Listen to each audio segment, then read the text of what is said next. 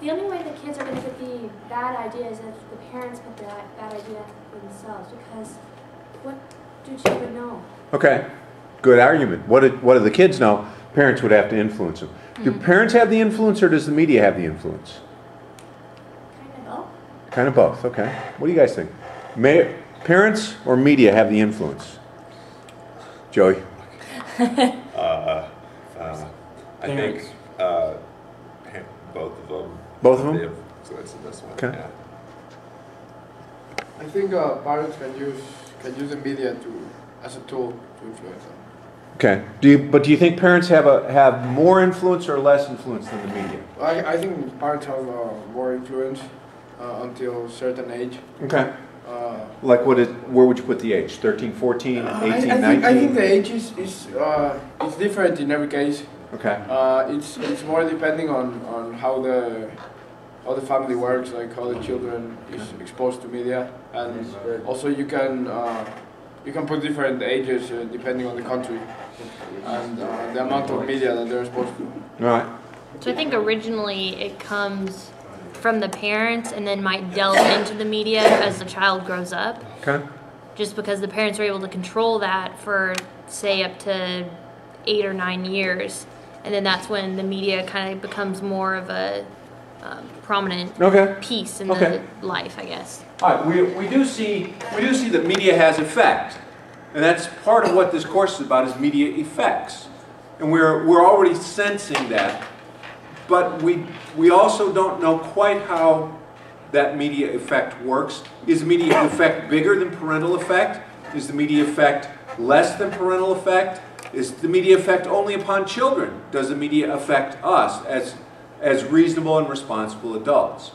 And this research is called effects research, and it comes in a variety of types. The most common, though, types of effects research are research that say it has an immediate effect and it has an effect upon behavior.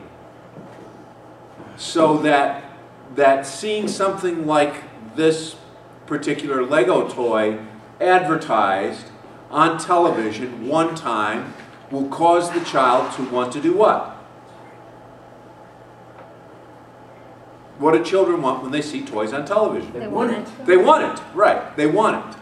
Cool. And certainly we have to allow that's got to be a media effect, or advertisers would stop advertising. Yeah. Then the whole capitalist system of mass media would collapse.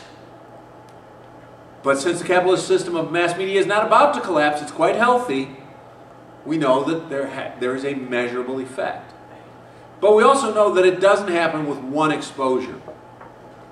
That is, behavior does not get changed with one exposure. So even if this Lego toy was a copy or based upon Hagia Sophia, she butchered that name, which means holy wisdom, which was originally a Christian church in the heart of Constantinople, which is now Istanbul, not Constantinople. Istanbul, Constantinople, it's Istanbul. You know that song? Well, you would think that when they're grading usually they look back on the movies to get the... Right. But, Well, is there a Jabba Palace any place in... yeah. Is there? I think Revenge of the Jedi. Okay. I know Jabba's in Revenge of the Jedi. I've actually never seen Revenge of the Jedi. Sorry, Return. Return of the Jedi. You were about to say, Melissa? I was going to say, yeah. Let's turn this on Melissa. Give Joy. Turn it on Melissa. Get her in the camera. Oh my gosh! All right, Melissa. Okay, I was just going to say, I feel like they probably based the palace off of the movie more than a real building. More than off of Hagia Sophia. Yeah. Yes. Probably. Yes? No? You're the Star Wars person. We're going to count on you. Well, the thing is, supposedly, in order to get inspiration on how to make the palace, maybe they do have to find the inspiration from live palaces. Sure. By accident. Sure, and it may well be that there is some influence, but it does look like a minaret. And I understand if you're a Muslim, you're sensitive about how the West is treating you because you've gotten bad treatment. Fine. But the question is, does the media affect you on one viewing? And the answer is no. There was a cover. I mentioned this before. There was a cover of a Newsweek magazine showing a young boy who stumbles upon pornography, which isn't hard, and he's just shocked. And many parents are afraid that if their children watch pornography, they're going to turn into what? Sex addicts, fiends, dope perverts. You know, we need a better definition of pervert, as I said at the beginning of Newsroom. And that's just not true. That's just not true. But we do know that over time, there are effects. In Gerbner's work, which you saw when we got to the end of Ong, Gerbner's work posits that the effect is not on behavior, but on attitude. Not on behavior, but on attitude. So I asked you actually to test that by taking a look at the same story in multiple sources. Did you have a chance to do that? Did you take a look at that? Did you watch a fair amount of news? How do you feel about the world after watching a fair amount of news? Just that some stuff, like there was some general information that was present through all of them. Yeah. But then there was one where I read a blog that was, because I did the Arkansas oil spill. Yes. And I read a blog to where there was another big oil spill up near Michigan. Yep, And Kalamazoo River. It's like 2 years old, Yep. and people are still cleaning it Yep. up and all this other stuff. And so it's like, why does the Arkansas one get more coverage? And they're saying it's not that bad when there's one way up here that they're still working on. Okay, why does the Arkansas one get more coverage? The issue was timeliness. And the Kalamazoo River one is, as you've said, 2 years old. Yes. And the problem with the Kalamazoo River one is it spilled into the river rather than out on the streets. Now the difficulty with bitumen, this bitumen-laced oil, is that it sinks. And so that's what makes If it's straight oil, it's floating on top of the river. So all of this bitumen is at the bottom of the Kalamazoo River, making it unsafe for fishing. It was a great fishing river. For anything. It's very difficult to clean up. So yeah. But how do you feel about the world now? I don't know. I don't know. How do you feel about Exxon? That because they've had so many mishaps. And guess what? Exxon gets to walk away from this. Yeah, I mean, they just, you have to pay a fine. Oh, okay, we'll cover this. Okay, No, they fine. don't even have to pay a fine. Oh, I thought they did. Because it's not oil. Oh. It's technically not oil. They don't even have to pay into the oil spill cleanup for this to clean this up. They get to walk away. How do you feel about Exxon? Dumb. Okay. What did you watch? I looked at gun control issues. Okay. What'd you find? So a lot of talk has been on Connecticut because they've just passed a new bill. Which, That- can I ask, what was the things to it? I saw that they passed it, but I didn't Okay, hear Melissa, what it was. let them know. Well, basically, what they did was they put more guns on the restricted level, and if you own certain kinds of guns, you have to get them registered. You can only buy a certain amount of ammunition. You have to have a federal background check before you can buy guns or ammunition. And then off of that, I guess, right around the same time as the shooting in Newton, there's also a shooting in Oregon. I hadn't even heard of that one though. But it was in a mall and a guy killed 2 people and then killed himself. But Oregon is also working on gun control legislation. And Colorado passed. And Colorado, yeah. Which, Colorado what too. was Colorado's? I had not, again, I I've think heard it was similar. just It's similar to the Connecticut one. The Connecticut one is the most, It's the it took the strictest. longest. It is the most restrictive in the nation.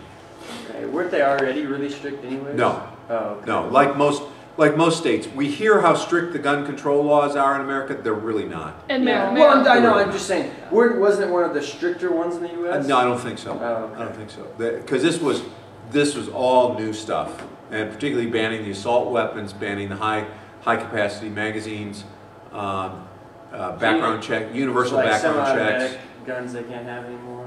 No, you can still have them. You can't have more than Yeah, where there's just a there were limit. specific guns Yeah. that were banned, Okay. but you can still have the AR-47 or whatever it is. Yeah. And they're not taking anything away. You just have to register. Right, and if you have a clip, if you have a 30-round clip, you have to register it. You have to register the ammunition. You can't get it without a background check. I think the background check is huge.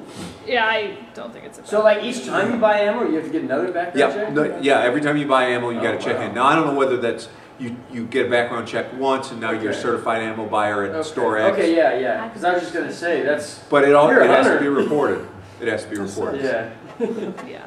Buy But, the bulk. would you buy the bullets for the AR-47 to go hunting? Well, no. No, I didn't think so. I mean, I don't know that much about it, but I wouldn't think that those are real hunting bullets. I would think that the people who have those rifles, not the people who are out trying to shoot people, but people who have those rifles are people who get jazzed on its multi-shot. You know, that's from what I hear. It's the most exhilarating thing you'll ever do. From what I hear, exciting. yeah, it's very exciting, and you get that thrill at the shooting range. Oh, absolutely, yeah. And or putting out on the back 40, putting out a bottle of something and shooting and making it all explode and having fun times that way. Yeah. I mean, you watch where they do have automatic weapons firing, and non-soldiers doing it, and they just get really, really juiced, like on Mythbusters or a couple of the gun shows. Okay, anybody else? Anybody else? How do you feel now about the world? It's frustrating because there's still a lot of people who are very against any kind of gun control. So you feel laws. frustrated? Yeah, and I think there needs to be something. The stories keep emphasizing the opposition rather than the support. 92% of Americans support universal background checks. You wouldn't tell that from the stories. The stories, because what's the news value? News value is conflict. So if I tell you 92% of, I don't have much of a story, I got to tell you about the conflict. And that leads you to feel frustrated. Stephen? Are you leaning toward Gertner's cultivation theory? That's where we're headed. Okay. That's where we're headed. Because he talks about the more you view something. The more you view, the more it changes your view. Now, Gerbner primarily worked with people watching the evening news. And he was interested in how attitudes changed and the image. He talked about a stable image in our head of the world. And I realized the other night, as I was watching, I was going through various news channels, and I was watching over and over again all of these conflict stories, and I was beginning to feel like, the world is a pretty damn mean place. Mm-hmm. People are out to get you. We're out to get each other. And I realized, especially the thing with Exxon, like they just walk away. This is the mean world view. Yeah. We start to see the world as a meaner place than it actually is. Now, if you have been mugged, Then you know. if you have been mugged, this is an example I use fairly frequently. A friend of mine I worked with her when I worked at the Swedish American Museum in Chicago. We lived in a neighborhood there that had been an old Swedish neighborhood. It was now a gay neighborhood mostly. There were still some old Swedes and some old Swede businesses. But it was really a very safe neighborhood. I mean, it was mixed. There were Latin folks, both Guatemalans, Salvadorans, Mexicans, and so it was a nice ethnic variety. Lots of interesting people, lots of interesting stores, and crime in that neighborhood had fallen, radically fallen, over the previous 10 years from when I worked there. And I worked there in '98. So between '88 and '98, crime had gone down radically. She got mugged. She lived in the suburbs, came into work. She got mugged in the neighborhood, got her purse snatched. What was her perception on crime in the neighborhood? Big. Oh yeah, it was Terrible. a terrible neighborhood. This is such a dangerous neighborhood. You're so likely to get beat up, get mugged, get your purse snatched. You got to be on your guard every minute. No, crime statistics. You happen to be, for you, crime statistics have gone to 100%. But for everybody else, purse snatchings were way, way down. The neighborhood was actually coming back. I mean, if anything. Gay guys don't snatch purses. I mean, that was one of the great things. Okay. I mean, if anything, Oh, I think her gay. one, Yeah. like, the one first snatch, I mean, she thinks that that's the most horrible thing. Exactly. But, I mean, she could have been killed, she could have been raped. Sure, she could but have been, it could but have been that's worse, not but how it just you changed don't it all. rationalize that way. You Yeah. get that mean world view. And Gerbner argues that that mean world view can also be developed as you watch over and over again the news. Joey, let's stop it. We'll start a new 5.